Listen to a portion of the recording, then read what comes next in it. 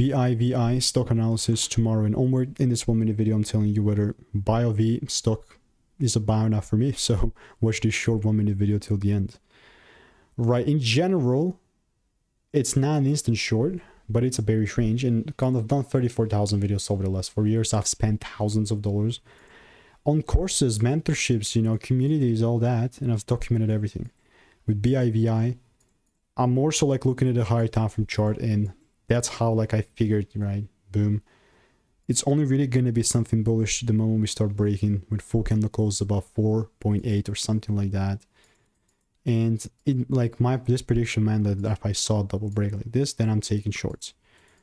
It just was not in a rush, and it definitely just took its time, you know, it just kept moving and moving.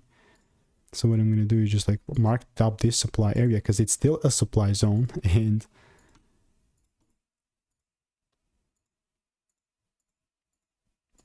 if I see a double break, then and only then I'll take things short. That's exactly what I mean, you know, that's how BIVI looks like. But obviously that will take time for the rules to kind of show up, you know, and if they don't show up, then there's no way that I'll show up. That's simple. So if you want to make more money trading in a simple only way, click the first link in the description. It's a free newsletter.